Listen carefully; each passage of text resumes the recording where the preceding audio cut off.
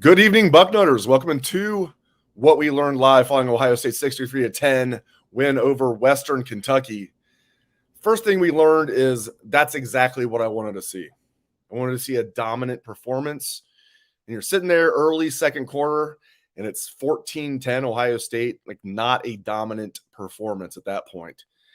And then the wave happened, and that's exactly what we want to see on both sides of the ball. The offense dominating, the defense dominating. Welcome into the show. I am Dave Biddle. I'll be joined by Matt Baxendell shortly. We'll be joined by Steve Helwagen and Patrick Murphy after post-game interviews. I'm a little bit under the weather, so excuse my voice. I was the last one here in the house to get it, but I finally got it.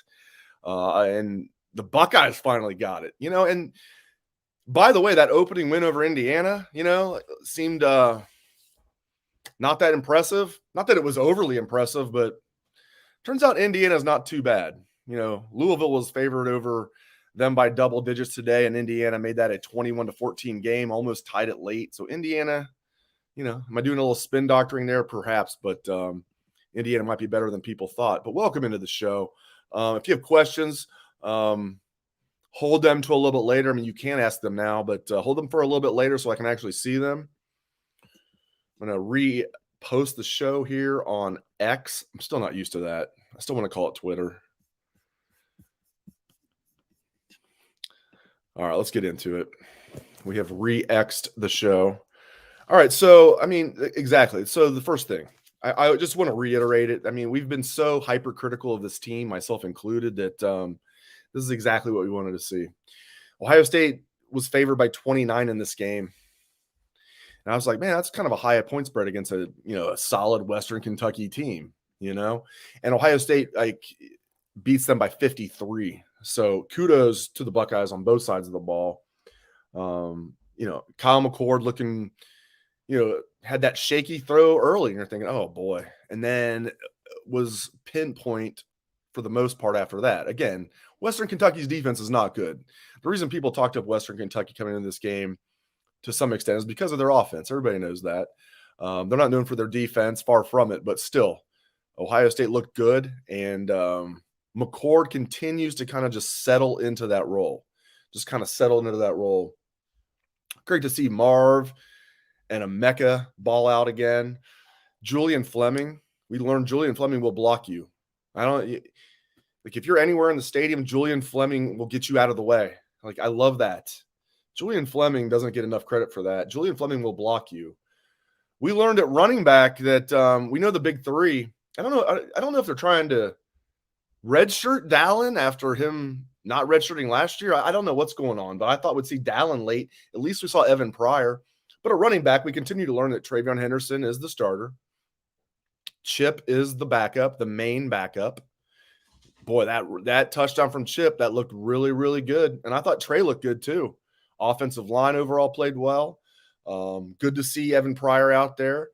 Mayan was the third running back in the game. And then good to see Pryor out there. But the Dallin Hayden thing is interesting because he wasn't listed as he was out or anything like that, or even questionable. So I wonder if they're trying to redshirt him. We'll find out. We'll hear from Patrick Murphy and Steve Helwagen after the game. I imagine that won't be the first thing that people are wanting to ask is what's going on with Dallin Hayden, but still, we'll get to more Ohio State real quick. But I did write down Georgia and Bama struggled. Now what you watch, they'll be like, oh, that was a gritty performance by Georgia to pull that out. It's no, they're playing at home against no. If that was Ohio State, you know what they would say. Tyleik Williams. Let's talk about Tyleik Williams. I love it. The touchdown was the touchdown. That was just some good fortune. But good fortune. But he's in there digging. You got to get in there and a lot of the guys. I hate it when guys there's a fumble and guys are running around near. They think their guys got in there calling touchdown before anybody has it. Tyleik was getting down and dirty and he got that. But what I really liked, I liked his sack. I liked the way he was just wrecking the line of scrimmage. He's so athletic for a 340-pound man. Listed at 320. I'm sure he's at least 340, but I don't care. I do care. I love that. I actually like a huge D tackle that can move well. I don't care if he's 360 or 400. If he can move well, great. The bigger, the better. And Tyreek is looking great. So that was great to see Tyreek ball out like that. Denzel Burke continues to play great. We learned that Denzel Burke continues to play great. I love that. Jordan Hancock is basically your slot safety now. So they've gone away from that. I love that. I love that Jim Knowles has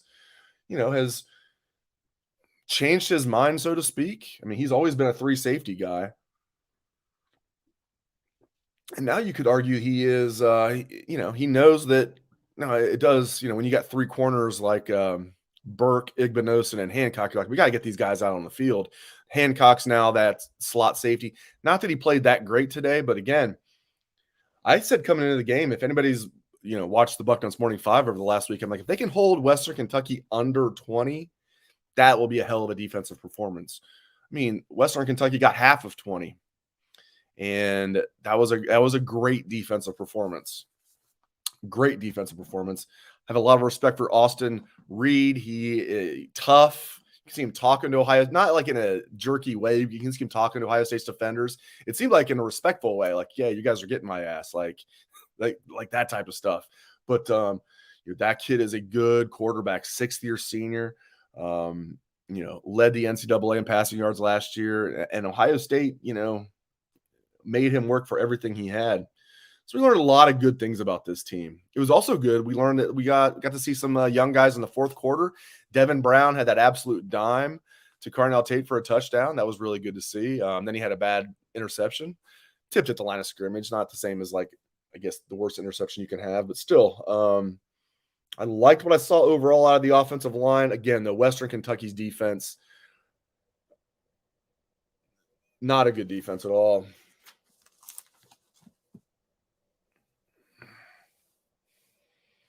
All right, I'm going to pause this real quick. I will be right back, my friends. I need to go get my phone. I'll be right back. Oh, there it is. Got it. Man. Got the phone, and we are back in the studio. All right, let's get it on.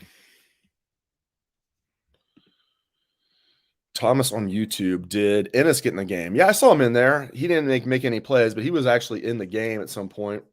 Yes, he was. Brian on Facebook, he's thanking me for all I do. Well, thank you guys for joining me. Love talking Ohio State football. I appreciate you guys hopping in here. Thomas, finally. Dallin Hayden, what gives? We're going to lose this young man, says Thomas on YouTube. Yeah, I don't know. We'll have to learn more about that. I'm not going to sit here and speculate on that. I was surprised. I guess I already did. Maybe I will. I mean, I'm not saying this is it. I did wonder, are they trying to redshirt him? Because he didn't redshirt last year. I don't know. It was good seeing Evan Pryor out there. Matthew on YouTube. Yes, Tom on YouTube. How about Jermaine Matthews with that pick 6? Love it. Love it. Looking good out there in that 2-4. Looking good out there in that 24. Bilal on YouTube. This is the avalanche we've been waiting for. That's exactly right. As I said, those that missed it, we've all been, myself included, of course, we've all been hypercritical of this team. I hope to think I've kept it, reasonable, that I don't think I overreacted too much for the first 2 weeks, but I was not impressed. And I wrote down early when the game is 14-10 early in the 2nd quarter, I'm like, here we go again, another meh performance.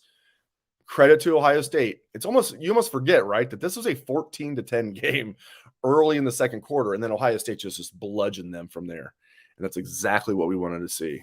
It's exactly what we wanted to see. And this is a good Western Kentucky team.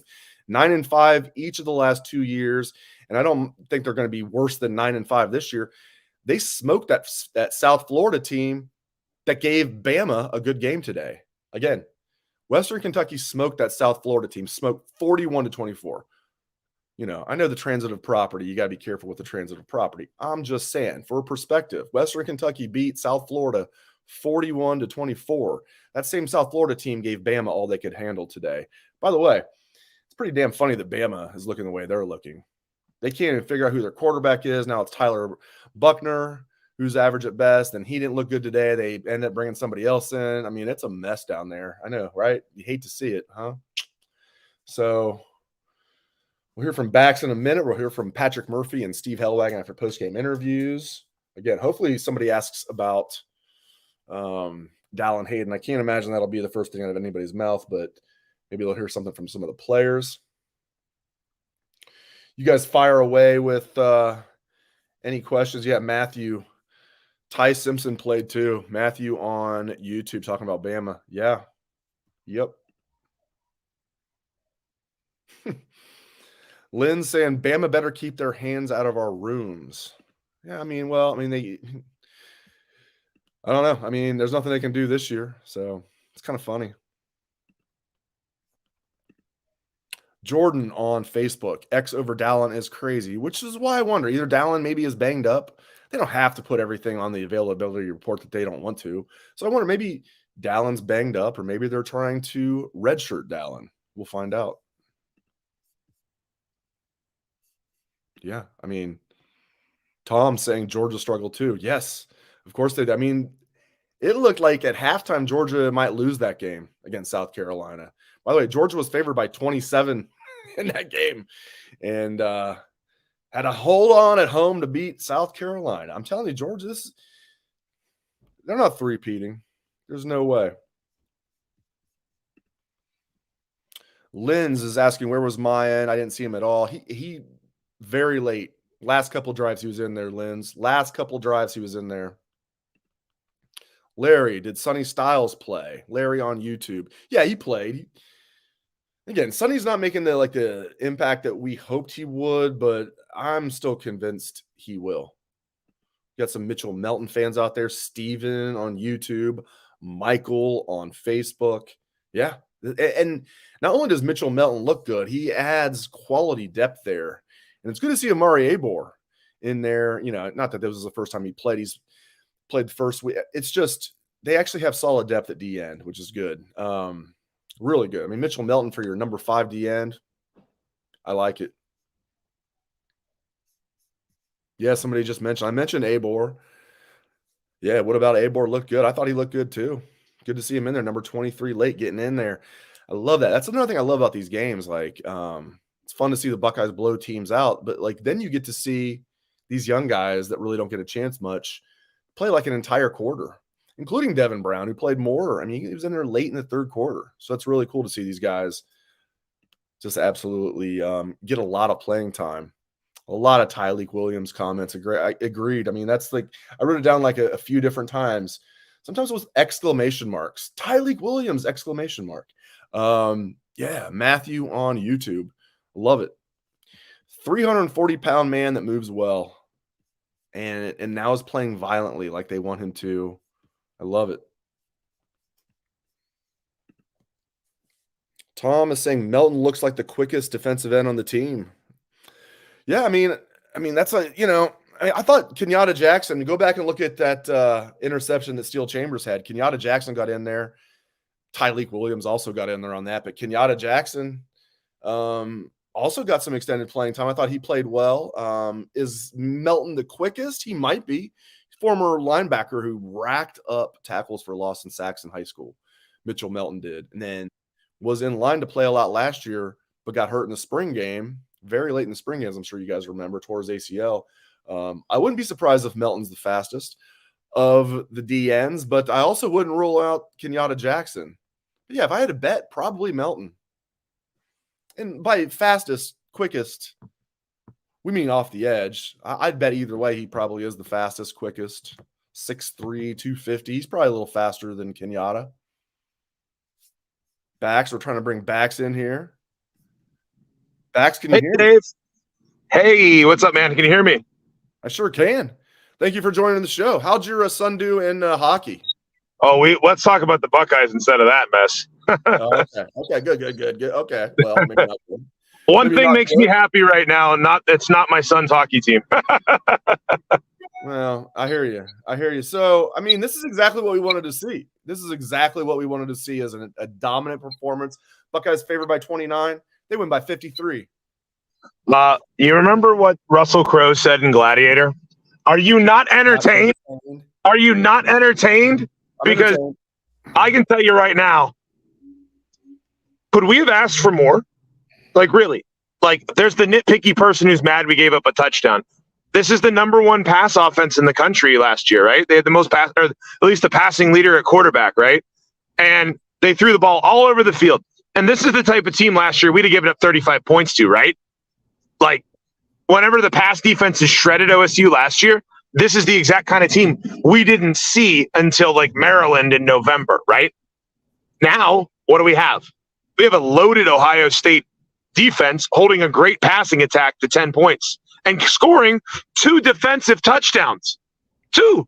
So they actually, the offense didn't have to take a snap and the defense would have won the game today. Like, what more do they want at this point? This is the best possible game we could have had going into Notre Dame, bar none. How you feeling going into next week? Notre Dame struggled today against Central Michigan. Overall, they look very good, though. How do you feel about the Buckeyes going to South Bend next Saturday? Well, I think the big question was going to be twofold. Was one, how did the O-line look? Because if they weren't going to get a push on this WKU team, then we're in trouble. Well, they ran the ball down their throat early, and then it turned into the aerial, fireworks day. And then the second thing that I was concerned about was, hey, how do we hold up against what is a very good passing offense? And that's a good WKU pass offense. That's a bowl team. That's a good challenge for our secondary. Well, guess what OSU did? They played awesome. So at the end of the day, I think Ohio State is a more talented team than Notre Dame. And that's not really like a large leap. That's not a homer take. I think Ohio State has far better offensive weapons. And I think Kyle McCord has shown the last couple games that he can be a pretty efficient, good quarterback. He made a few mistakes. He missed an open third down pass early. Yeah, he had a fumble holding the ball too long trying to find Marv. But at the end of the day, this is exactly what you're hoping to see from Ohio State offensively. So I thought the O-line was good. I thought the defense did a great job. I feel really good going into this Notre Dame game. Ohio State is favored, and they should be. And at the end of the day, we just watched OSU. If you had told us, Dave, let me ask you this. If we had told us this back in January, that Ohio State's first 3 games, they would give up a total of 23 points total, and their offense would go out and score 63 points in the game before Notre Dame, we would have all objectively been really confident, right? No doubt about it. Yeah, I mean, I love what I'm seeing out of this defense. The results, first and foremost, but just the way they're flying around. There we go. Now I can see your face. There we go. Yeah. Hello. Hello, friends. Yeah, I mean, this is like we talk about. I want it to look like a silver bullet defense. It looks like a silver bullet defense for the first time since 2019. Yeah, it really does. It really does. And they couldn't have done more against a decent opponent like WKU than we saw today. So, at the end of the day, what have you and I been saying since who knows when? Probably, January, when everybody's worried about the quarterback. I never worry about Ryan Day's quarterbacks. They're always the Big Ten quarterback of the year, right? So I think the reality is the defense fixed? As far as we can tell right now, the answer is a resounding yes. It's a resounding yes. I mean, it's actually only 20 points that they total given up in 3 games. Three games, 20 points. In a modern football game where teams score routinely in the 30s, that is more than we could have hoped for. So we're going to find out a lot about this team, South Bend, but I'm not going to be shocked if they go out and have an absolutely fantastic performance, because they look like a team that every week has gotten better, right? And that's what you want, is for the team to get better every week. Let's talk about Tyleik Williams and Denzel Burke in whatever order. I don't care. Those guys are just, those are third-year guys that are just playing great. Tyleik Williams in there. Great game out of him. Denzel Burke is what we thought he would be when we saw him as a true freshman. Talk about those 2 guys, Max. Well, Denzel Burke's a guy that I think needed a little bit of a push in the room. I think he needed a year where he wasn't as banged up a little bit. Having Davison and Bunosum come in to push him for that lead dog role has brought out a whole different element of him. And so far, he's the guy that if you throw at him, you're stupid. That's the simple reality. And then Tyleik's the guy that, since he's a freshman, we've also had the same ooh, is this the guy that we have that's huge and has feet like a point guard? And this is something we've been begging for from him. So as long as he can stay healthy and keep doing what we're seeing from him, that's what we need. It's that simple. We need a guy like Tyleek to be able to, penetrate inside the middle of the D line with his huge frame but quick feet. Right now, these are two guys that if they're going to play the way we've seen them so far the rest of the year, that whole question about the defense being fixed is a pretty moot one because they're flying around right now. I hate to sound like a homer, right? But I don't know what we can complain about today. I really don't. Nothing, which is great. Like, I mean, nothing. I mean, and like, I do feel like myself included, as I said, everybody's been hypercritical of this team. Even Indiana today, they got down 21-0. Everybody's like, a threat on the board. Shocking, there was an overreaction on the front row message board on Bucknuts. Somebody's like, see here, Louisville's going to beat Indiana like 900-0. Like, we totally suck. Look what happened. Indiana came all the way back. They were within 1 yard of tying that game up late in the fourth quarter. Indiana loses by 7 against a pretty good Louisville team. I'm not going to act like Louisville is like a CFP contender, but Indiana doesn't suck. So I didn't feel like even though I don't want to spin doctor too much, they were not impressive at all, Ohio State, through the first 2 weeks. But I think maybe we were a little too critical. And then, boy, I didn't see 63-10 coming. And if anybody did, I hope you bet on it because Ohio State was only favored by 28-29, and they win by 53. I think it also is a reflection on this is the first team that OSU hasn't played that has been trying to like deaden the clock as much as possible. Right. WKU wasn't like, all right, we're going to go on 3, as in 3 seconds left on the play clock. Right? Like that's what it felt like the last two teams did, was they just waited and watched the play clock countdown and they're like, all right, on 2, 5, 4, 3, 2, I really think that WKU came in and said, we're going to swing away, to their credit. And OSU, to their credit, stepped up and said, okay. And now look at all the possessions they got and all the points they got because the defense got off the field on 3rd and 4th down. So it's a two-way street, but they also didn't try to deaden the ball, and it felt like a normal football game. O-line, where you at on the O-line, Bax? You know what I'm at on the O-line? They picked up a 3rd and 1 in the first or second quarter. I forget when it was. And the play was a run up the middle by Trey Henderson. They pushed for 2 yards. It's a very innocuous play. Except the second it got done, Carson Hintzman jumped up and windmill pumped his arm like, yeah. And I'm like, okay, there's that attitude, right? How many times did Urban Meyer get mad at his team for not picking up a 3rd and 1 and just go for it again and say, man up, let's go. Hintzman popped up, manned up and ready to go.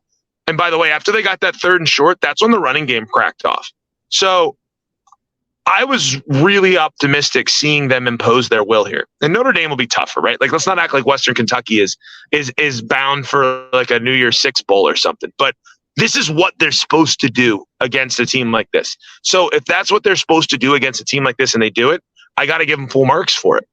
Even the sack where McCord fumbled, he held it too long, right? There was protection, and he just kept waiting and waiting and waiting for Marv to get open. And that's a young quarterback trying to hold the ball too long. We saw that with Fields. We saw that with Stroud. We saw that with Haskins at times. That's part of being a young quarterback. And I think it's really interesting too, Dave. A lot of people look at Kyle McCord and they're like, well, look at the guys in front of him. I don't know if he's so-and-so. Well, they were all really good first-round picks. So if Kyle McCord is only, in some people's eyes, a step slightly below the number 10 and the number 2 pick in the draft, the number 15 pick in the draft, he's still a really good quarterback. And he's only going to get better. What is he now, 4-0 as a starter in his career, something like that? And yes, they're weaker teams, but at the end of the day, I don't know what more McCord can really do in the settings he's been given to show that he's pretty good. Now, Notre Dame's a whole different animal. We're going to learn a lot more about him next week, too. It's really crazy, Bax. When you think about it, as you just illustrated, it's like the last 3 quarterbacks, all first-round picks. Dwayne Haskins, Justin Fields, CJ Stroud, all first-round picks. For years, it was man, I mean, Bobby Hoying was a 3rd-round pick. Joe Germain was a 4th-round pick. Terrell Pryor was a supplemental pick, ended up being a wide receiver. What was Troy, a 7th-rounder? Cardale Jones was a 4th-round pick. It's crazy to have 3 straight first-round picks. Yeah, I mean, Kyle McCord, this is trying to follow, if you're a comedian, it's like trying to follow Dave Chappelle. And honestly, if you look at the stats he's had in his first 4 games and compare them to the first 4 games of some of those names, he's putting up good numbers, right? Everybody's looking at the Indiana game and saying, well, that was disappointing. We didn't score enough points. And then everybody looks at Youngstown State and goes, well, that was disappointing. We didn't score enough points. But if you look at McCord's stats, he's been really good with the football the last 2 games. He's put the ball in the money. He got smart the last 2 games and said, I should really use Double E and Marv a lot. And he did. And at the end of the day, if you have these receivers, you just got to give them the opportunity to make plays. He's more than good enough to do what OSU wants to do. I mean, let's be very honest here. We have seen far lesser quarterbacks at other schools win national championships. We have seen far lesser quarterbacks at our school win national championships.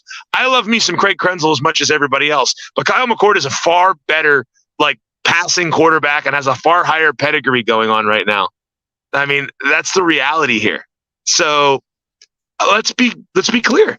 This guy might end up being pretty good. He was the number 1 quarterback recruit in the country a couple years ago. And I don't think we judge him for his entire season through 1 or 2 games. That's simple. Speaking of Ohio State quarterbacks in the draft, Craig Krenzel, 5th round pick. 5th round pick. We've been spoiled. And all right, running backs. Where are you at with the running backs? Travion's the guy. Chip's the second guy in there. Boy, that touchdown from Chip, he looked great. Only 5 carries from Chip, but he always looks good. Mine was a 3rd guy in there. We didn't see Dallin. We did see Evan Pryor, which was good. Break down the running backs. What'd you see? Well, I think we saw a lot less dancing in the hole from Trey Henderson so far. Let's be very honest. One of the big knocks on him was he couldn't hit the hole and go downhill. He was always the guy that had to twinkle toes and wait for a gap. He's just choosing to turn and go, and that's been good to see from him. We've seen a little more physicality from him too. I mean, he looks like the player of the pedigree that everybody's talked about. And then meanwhile, Chip Trainum has been such a fun surprise because he came here to be a linebacker, and all of a sudden he's not a linebacker anymore. All of a sudden he's the number 2 running back coming out off the bench. And I think Mayan Williams is probably going to be our bowling ball down near the goal line, but Chip looks really good. And if you're OSU after last season where your depth was severely tested, it might have been the most injured year I can remember at running back. Having this many guys that can play at this level is, frankly, a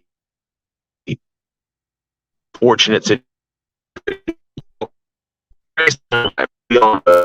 And he may have the ball a lot more against the likes of Notre Dame and Penn State and everybody down the line, but it's a position people get banged up in. So having, you don't have, a horse and a spare. You have about 3 or 4 horses, and that's a very good situation to be in if your ultimate goal is to play 15 games this year and win the big crown. Josh Fryer seems to be emerging as that leader. Coach Day talked about that, which really stood out to me that, and you expect that, I guess, out of a 4th-year guy. Really a first-year starter, even though he did start a game last year. I love what I'm seeing out of Josh Fryer. He looks like exactly what you want out of a right tackle. He's a mauler. He's got those long arms. He's every bit of 6'6", 320. I love me some Josh Fryer backs. Yeah, he's been really good so far. I mean, the reality is that's the direction that they've been predominantly running whenever they need to pick up those yards is on the right side. And it's because he's a big hoss who can close off that corner. So he's been good. I mean, let's be real here. He's been very, very, very good this year for OSU. And I think we all expected him to have a good year, right? He's one of those guys that you'd see, some glimpses of and go, okay, he's going to be good. But it's nice to watch it play out. So we'll see when we level up to a very good Notre Dame D-line next week on the road in a hostile environment. But I've been pleased with Fryer, and I think it's been more than 1 game worth of we've been pleased with Fryer, right? You can't get too high on 1 game. And I think Fryer overall has been pretty consistently good this year. I'll get you out on this. Let's go around the Big Ten. Boy, Michigan State. I mean, they're getting smoked at home 41-0 against Washington. Now, Washington is good. Michigan State's a disaster. Michigan's up 7-0 early on Bowling Green. No surprise there. Penn State beat Illinois 30-13 today. Let's just go around the Big Ten. What's your take for some of the Big Ten games today? Michigan State is counting down the moments so they can fire Mel Tucker and get out from that absurd guaranteed contract. It's a lost season. We're going to have 2 lame duck programs the rest of the year now with Northwestern and Michigan State without the head coaches that are supposed to be the guys, from surprise late firings. So that's not a good start for them. I think we really aren't going to learn much about Michigan until they actually start playing real teams too. At the end of the day, it is what it is. It's Bowling Green, right? And I think Penn State's looking like a very good football team. They go on the road and they handle business pretty easily against Illinois. The reality is I think Penn State's a team we got to keep an eye on. They're a strong, strong football team. So, the Big Ten's a good league. Let's be real here. It's not like it's the SEC and it's losing all their big out of conference games the last couple of weeks. And at the end of the day, I think we're going to start really learning a lot about who can do what in this league, because I think there's a couple teams that are really good, and I'm really not sure what there is after that at this point. Great stuff from Matt Baxendell. I appreciate it, my friend. Thank you for hopping on right after your son's hockey game. Get back and enjoy the games that we have left this Saturday, and good luck to my Bengals tomorrow. Yeah, I agree with everything but the Bengals part, Dave. Just kind of sneak that in there, like Jalen Hurts. I thought I was going to just sneak it in there. All right, yeah. All right, everybody, go Bucs. See you later. Bax is a Steeler fan. Other than that, we like him. I'm sure some of you are Steeler fans too. And other than that, I like you. Donnie Powell, my old baseball, softball buddy, he says Proctor showed out today. Where was Sonny Styles? Yes, I mean, Sonny was out there. It's just Sonny's not making the impact that I thought he'd make. I agree. I mean, Proctor, you know what the key was, I think? The key was me not talking up Josh Proctor too much coming into this year, because every year I'm like, this is going to be Proctor's year. So I'll never forget Alex Grinch, the one year he was at Ohio State. I pulled him aside at Rose Bowl Media Day in 2018. I'm like, give me a name of a guy who's not playing much this year on defense, but you think is going to be a future stud. He said Josh Proctor. No hesitation. So then I took that into 2019, 2020, 21, 22. Is like Josh Proctor. And I didn't write him off, but I was like, nah, sixth year senior. I need to see it to believe it. With Josh Proctor, he does look good. Now, again, we'll know more when they play good teams. Although Western Kentucky, good offense, very good passing offense. So kudos to Josh Proctor.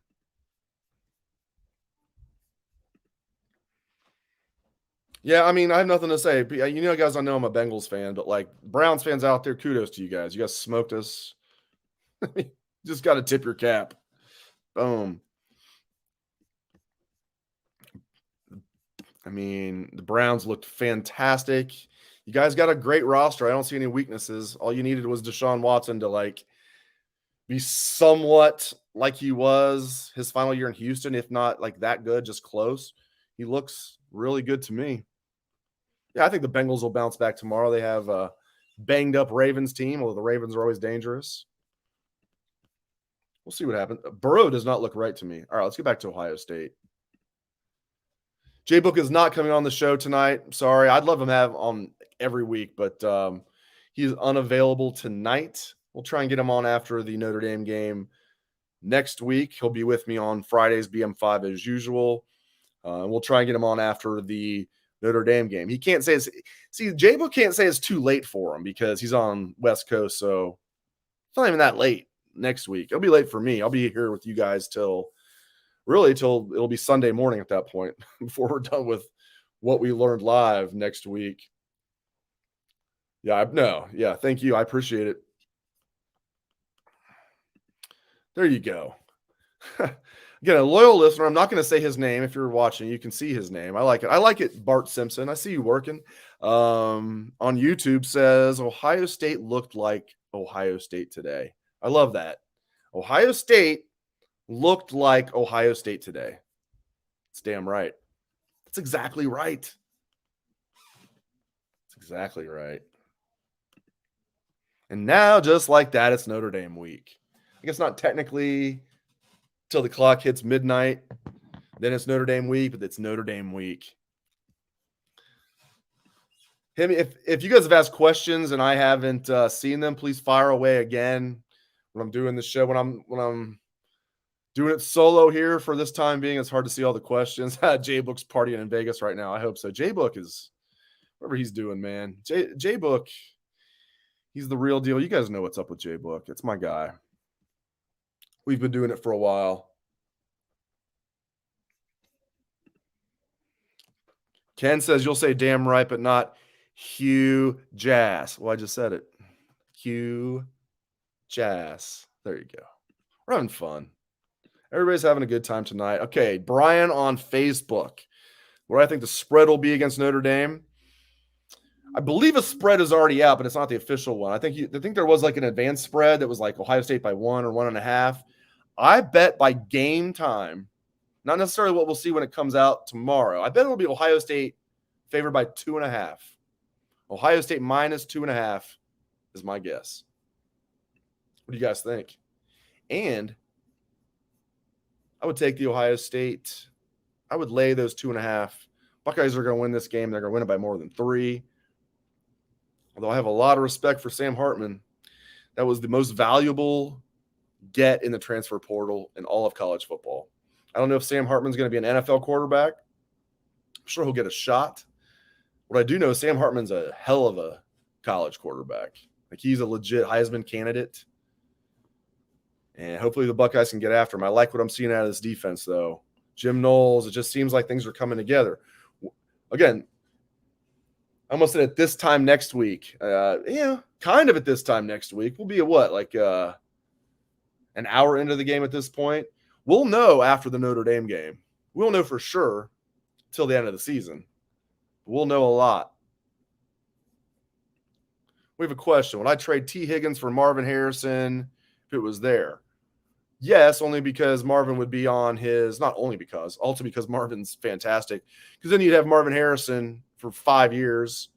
Or even if it'd be 4, let's say you only get him for 4 years. I don't know if this hypothetical, because you couldn't really trade T. Higgins for Marvin Harrison. Or maybe you could. Let's say someone took Marvin Harrison early in the draft. They wanted T. Higgins. No one would do that, though, because now T. Higgins is going to make coin. Would I trade, though, the hypothetical, would I trade T. Higgins for Marvin Harrison? Yes, because Marvin's really, really good. So is T. I love T. Higgins. I think everybody knows he's really good. I think still he's underrated. But soon T. Higgins is going to be making wide receiver 1 money. So I would take Marvin Harrison Jr. on his rookie contract for 4 years for sure. This is a good point. Neil Harris on YouTube saying Bama missed out on Hartman. It's a great point.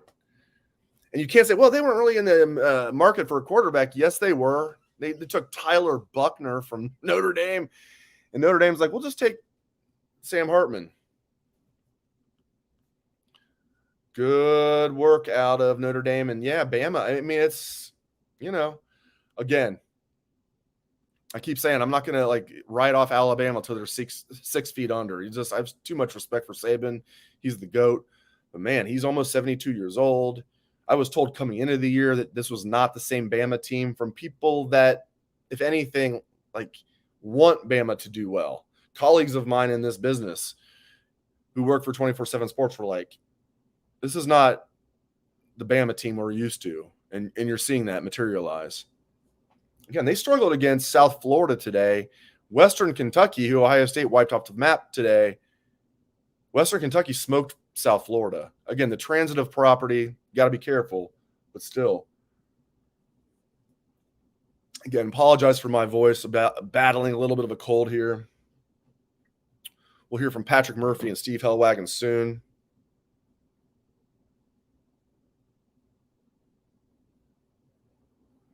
Like Pat, it sounds like post-game interviews just ended. Pat Murphy's going to join in pretty quickly. So throw some more questions my way.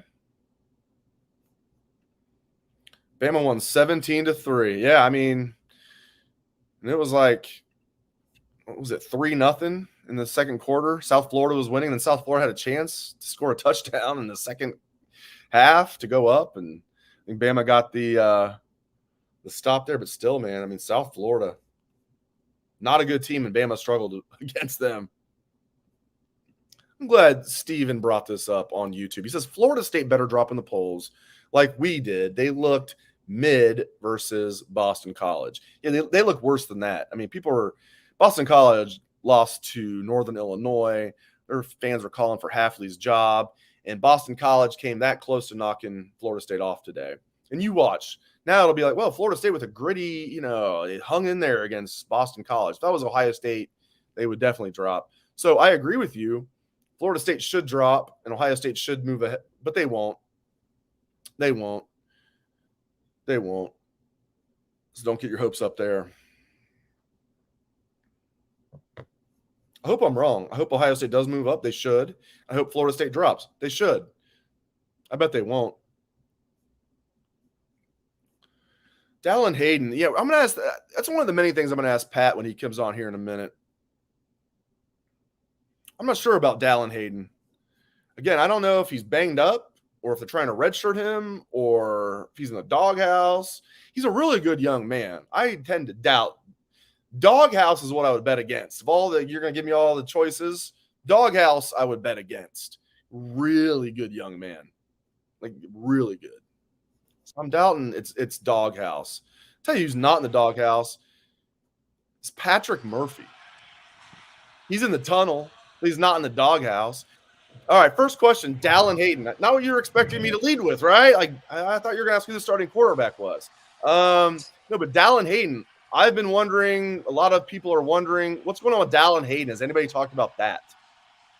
No, there were other things to talk about after this game. But I did kind of expect you to ask about it because I had 3 or 4 people on Twitter asking about it when I got up to the press conference. So certainly something we can check in on here in the next couple of days. But this was more about what the Buckeyes were able to do today, looking like a team that, should be a top 5 team in the country instead of a team that was kind of floundering a little bit, I think, in those first 2 games. Biggest takeaway from post-game interviews, we'll get into the game in a minute, but anything from post-game interviews that we're like, oh, that was really interesting. Yeah, I mean, Ryan, they talked about the fact that they had a really good week of practice. And I think he mentioned this earlier in the week on the radio show, I think, if I remember correctly, but I don't think he wanted to get, too overblown about it. The fact that they were able to, starting last Sunday, able to put in good work over a series, or throughout the whole week, I think is a big factor in, coming out and doing what they did. And not to say that they didn't have good weeks of practice leading into the first 2 games, but he emphasized that quite a bit. And then, obviously you've got to do it again this next week, right? It was as complete of a game as the Buckeyes have had. I think that's pretty obvious to anyone who's watched it. Kyle McCord said that he thought the offense executed better. He really emphasized the running game. And Denzel Burke, who has been pretty critical of the team, even in good performances, gave the defense an A in this game. So he was pretty excited and said that Notre Dame is one of a few games he's had circled on his calendar. I mean, this is exactly what everybody wanted to see from Ohio State. Go out there and look like Ohio State, be the bully, dominate. But it was 14-10 early in the second quarter. But yeah. Ohio State just absolutely bludgeoned Western Kentucky, and I'm here for it. This is what everybody wanted to see, especially going into the Notre Dame game. Yeah, I think there was, about 8 minutes left in the second quarter when things really started to get going offensively. The defense, after giving up that touchdown, really clamped down. Like you said, I mean, it was just, this is what you wanted to see. This is what we've watched other teams do to non-Power 5 teams and what Ohio State hasn't been able to do. And if you look back, I know last year they played Notre Dame week 1, so everyone felt better, but it was that third week where they really got going with that, I think 70 point output against, Toledo. And, so there's something to be said about kind of getting rolling for this team. I don't know why, but as long as they get rolling and they don't lose in the process, you feel pretty good about it, right? I think so. People are wondering if Mayan's a senior. Yeah, he's listed as a senior. He has another year of eligibility left. Don't forget about that. Don't forget about that COVID year, my friends. All right, let's welcome Steve Helwagen to the show. Patrick, stick around. Steve, your main takeaways from this game. Buckeyes 63-10. Yeah, complete performance, and that was what you wanted to see because the first 2 games were not a complete performance, and Buckeyes played much better both sides of the ball in this game. 2 defensive touchdowns, interception, 2 interceptions, right? Steele Chambers and Jermaine Matthews, and two defensive touchdowns, and the offense was clicking on all cylinders. They were running the ball well, they were throwing the ball well, they were doing everything it takes to blow out a team like Western Kentucky. And so now you go into next week with a little bit better feeling about yourself, but you know that you're not arrived yet, just yet. I mean, you've still got to go out and prove it against a like opponent. And that was what the players basically said. It was like it had been drummed into their head that you still haven't really accomplished anything just yet. You've got to go out and do it against a fellow top 10 team next week in Notre Dame at their place against a team that is incentivized certainly to beat you after the way last year's game went, 21-10, right here in the hallowed ground of Ohio Stadium. Next week, the hallowed ground of Notre Dame Stadium. Third time only Ohio State's ever been there. So, oh boy, it's shaping up as a big one next week. And this was what Ohio State needed. Put their best foot forward at the right time to get ready to go play a top 10 opponent. Patrick, this Ohio State defense, Tyleik Williams, Denzel Burke, just talk about what you saw of this Ohio State defense. You feel like they're coming together in year 2 of the Knowles era. I really do. And I know it's not perfect. I had said all throughout this week that they needed to show me, right? Against an offense that's going to be pretty good, at least passing the ball. I needed to see this secondary do something before I was ready to say, okay, they're here. They're good. You know, we kind of fell into that trap. And maybe we have a little bit still, but we kind of fell into that trap last year. I think this was a good test. This was a team. They did a lot of creative things in the passing game. Had Ohio State a little bit on their heels early, but you know, we saw them make adjustments against Indiana in a very different way. Today they came out and handled business when the ball was being thrown around the secondary. Denzel Burke's timing on some of those balls, just to knock it out. I mean, he's not always getting a hand in there, but he's hitting the guy right when the ball gets there. He's not getting called for pass interference. That's one thing that I think he's really developed. And he was good as that as a freshman too, but I think it's gotten better. I like the physicality still of Davison Igbinosun. Not the secondary in general. I mean, Josh Proctor would have liked to have that interception, but it was on a 4th down. So, you know, you just want to make sure that the other team doesn't come down with it, right? And then you mentioned Tyleik Williams. You know, great to get in that after Steel Chambers, who said when asked about not getting that fumble, he said his hips, he's old, he's got bad hips, and they pulled him out of shortstop and put him in the outfield. So he wasn't as used to bending down to pick up the balls anymore. I thought that he's always a great interview, especially post game. But they ended up with the ball, right? So he was happy to just see somebody come up with it. Denzel Burke said that he prefers forced fumbles over recording an interception, which he said he likes to show that he can hit people. So you just like to see that. Yeah, exactly. Put the helmet on the ball. Yep. Hat on. Yeah, hat on the ball. All right. Well, you get back to work. Thank you for hopping in here. He is Patrick Murphy. Don't hang up on Steve this week. I'll try. Thanks, Patrick. Appreciate it, bud. See you guys. Steve, your main takeaways, I mean, not just this game. We're 3 games. Doesn't really sound like a lot, right? We're 1/4 of the way through the regular season. Ohio State left a lot to be desired the first 2 weeks. Maybe not so much against Indiana. They actually looked solid, especially in the second half against Louisville. They looked really good today, Indiana did. Steve, break this down for me. Where are you at with Ohio State 1/4 of the way through the regular season? Yeah, I like where things are trending. I like that they're starting to play some lights out football. There's Murph. There he is. He's going in to see our photographer, Dan Harker, here in the bowels of Ohio Stadium.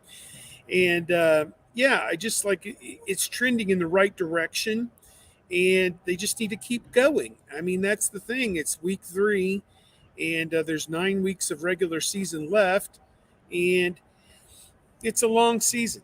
And they just have to keep on trucking is what I would say. They just, to me, McCord,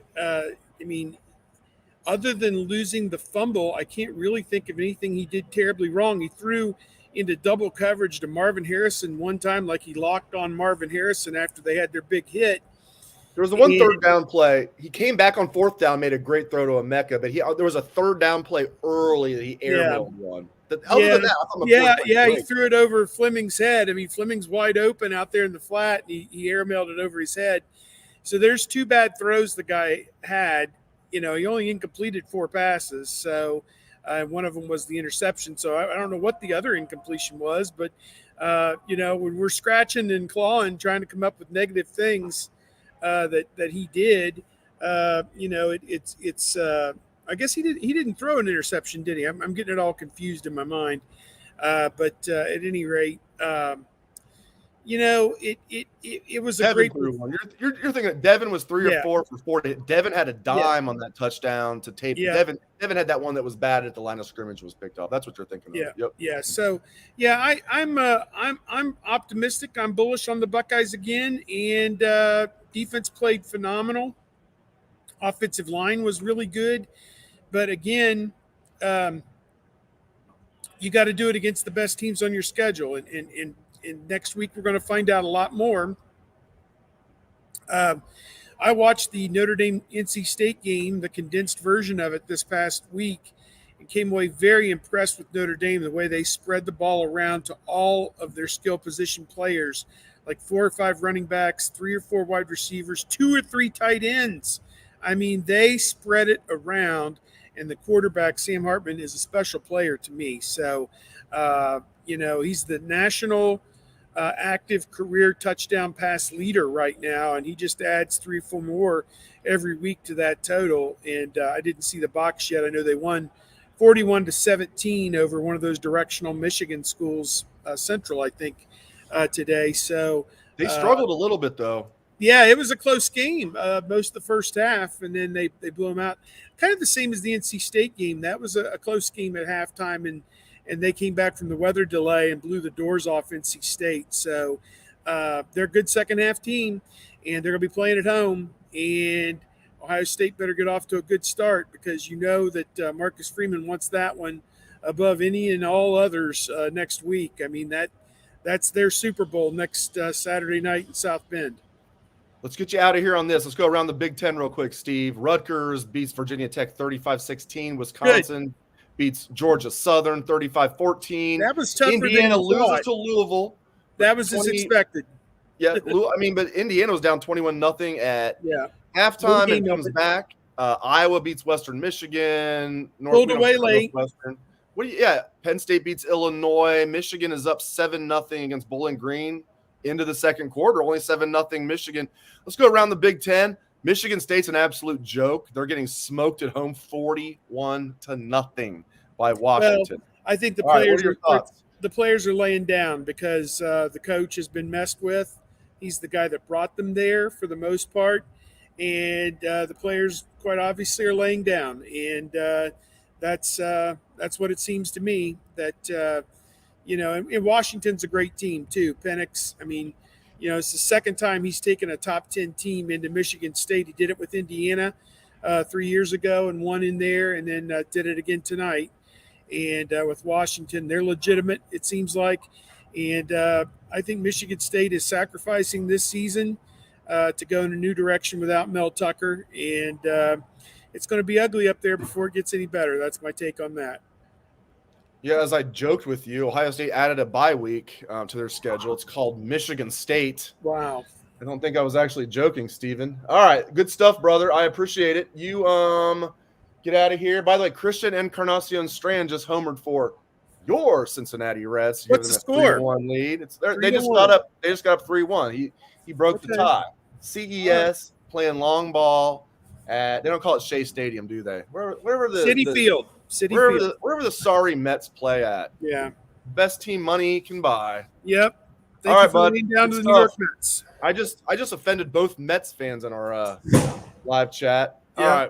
All right, bud. Have a good one. All right. Have a good one. He is Steve Helwagen. He's not a Mets fan. He's got way better taste than that. All right. Let's fire away with some more questions before we get out of here. I'm going to need to take not too much cold medicine because I have to do a radio show here in Columbus at 9 a.m. tomorrow. The show starts at 9 a.m. I don't have to get up at 9 a.m. I've got up a lot earlier than that. So can't take NyQuil might be out tonight. I'll have to take something.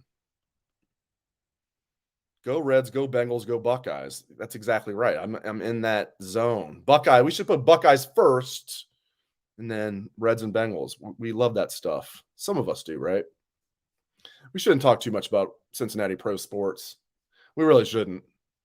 It's fun when it's going well the few times. And then, I mean, we know how it usually ends. And by usually, I mean always. It's like, geez. I'll tell you what, those Buckeyes, man, that's exactly what I wanted to see out of the Buckeyes tonight. That's exactly what I wanted to see. We can talk about we learned this, we learned that. I wanted to see them look like the bully. And they did. And I even said this in our predictions, our staff roundtable is what we call it when we posted. I wanted them to have Western Kentucky to the point where Western Kentucky did not want to come out for the second half. Western Kentucky, these guys are college football players. They're tough dudes. I'm not saying they didn't want to come out for the second half, but when I wrote that, I even said, I don't know if this Ohio State team has that mentality, that they're just going to bury you and they're going to just, keep coming at you. They're going to make it where you don't even want to come out for the second half. I think we saw that tonight.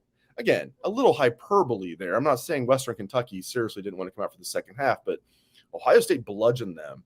And Western Kentucky, when they came out for the second half, had a completely different look in their eye than they did when the game started. They had hope when the game started. You better believe they had hope. They saw that Indiana hung with Ohio State. They saw that for a while Youngstown State hung with Ohio State. And they're sitting there thinking, we're better than both those teams. We're going to hang with Ohio State. Buckeye said, nope. We're finally, and they talked about it all week. Ryan Day said, now, I can't remember exactly how he said it, but it's like basically it was like, it's go time. In fact, I think that is how he put it. And you're thinking, well, wait a minute, shouldn't the Indiana game have been it's go time?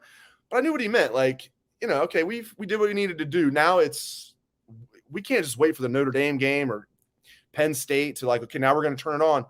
They talked about all week. You got to play violent. You got to be focused. You got to take it to them. And they did that, And early in the second quarter, I'm thinking, here we are, 14-10 Ohio State. They're not really doing what I hoped they would do. And then they did what I hoped they would do. They did what I hoped they would do. Michigan, 7-3 Wolverines in the second quarter over Bowling Green. Buckeyes played a team from Bowling Green today, and Michigan playing the team from Bowling Green. Michigan was favored by 41, by the way. I'm going to hit my little parlay. I already got South Carolina. I had South Carolina covering and Bowling Green covering. Little two-leg parlay. So I don't need too much out of the Falcons, but so far so good. Just lose by 40 or less, and your boy cashes that one. Ooh. Jim on Facebook. I just put you out there. Bowling Green just recovered the fumble in Michigan territory. Oh, how about that? He said, sorry, that team up north. Listen, we're not on the team. We can slip and say Michigan sometimes, right? It's funny, like growing up in my house, it was like my dad even wore a shirt that said my two favorite teams are Ohio State and whoever's playing Michigan. And there's all this beat Michigan stuff around the house. So it's like we hated Michigan, but we did say the name. Things kind of changed after that. I remember the shirt my dad would wear it almost every Saturday. Probably didn't even wash it ever, like knowing my dad. And yeah, my two favorite teams are, you guys have seen that. It's a cliche at this point, but he seriously would wear that t-shirt. My two favorite teams are Ohio State and who's ever playing Michigan. Truer words have never been spoken. I was brainwashed at a young age. Can't say my parents, everything they did was good, but that was good. That was really good. Brainwashing me to be a Buckeye fan at a very young age. 6 years old, and I had the sickness. Disturbed, down with the sickness at 6 years old. I'm talking like Tim Spencer, 1982, Tim Spencer, Mike Tomczak, John Frank, Marcus Merrick. Marcus Merrick, who had about 20 tackles a game, that number 36. Love it. So, yeah, we used to say Michigan growing up, we hated them, but things have changed now. You gotta clarify it, man. You don't want Mickey Marotti to jump around and be like, hey, drop and give me 30.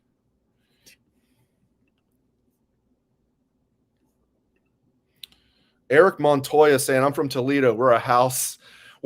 He's saying a lot of houses are divided. That's really ground zero for the Ohio State-Michigan rivalry is Toledo. It's like, even though Toledo's Ohio, we all know about the War of Toledo, right? If you don't know about that, look it up.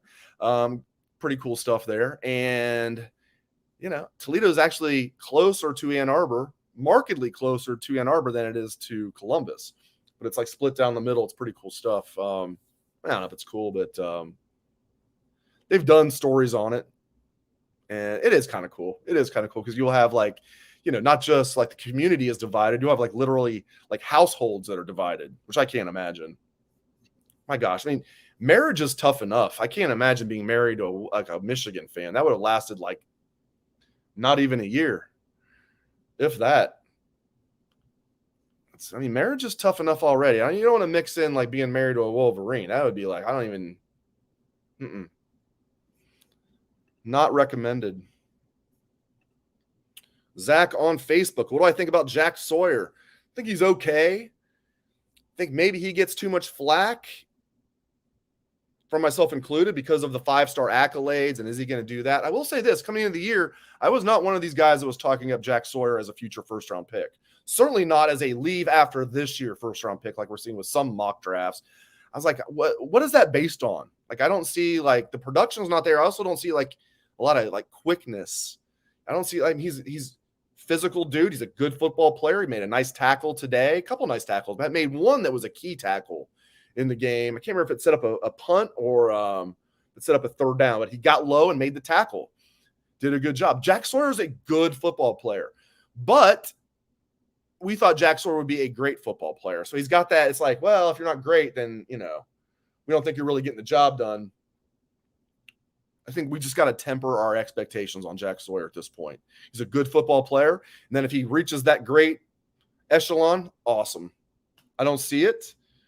He's not quick off the ball, doesn't have a lot of great pass rush moves from what I see, but he can bull rush. He's a good football player. He's heady. He's strong. He's tough. But, yeah. Yeah, Neil says, both, basically Neil on YouTube is saying both Sawyer and Tuimoloau are stout against the run. I agree with that. But as another commenter on YouTube says, defensive end still goose eggs on the sacks. I don't like that. And we said all week, like, no, I did think Western Kentucky was getting the ball out quickly. I mean, I'm not breaking news there, but still, we said all week, well, this will be their chance. They'll have ample opportunities to get sacks this week. So disappointing that the defensive end still didn't get sacks, but I tell you what, Kenyatta Jackson helped, force that first interception. Steele Chambers did a good job.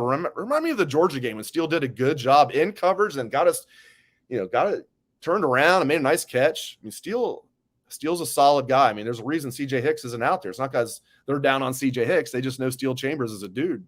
And Tommy Eichenberg, I can't believe I'm not now just bringing him up. It's like we take him for granted. Tommy Eichenberg is a dude. I mean, like I was talking about Marcus Merrick earlier from my childhood and some of these linebackers, like another 30, the next 36 was then Chris Spielman, of course. You go on and on and all these great linebackers that have played at Ohio State, including James Laurinaitis, who's teaching these guys right now.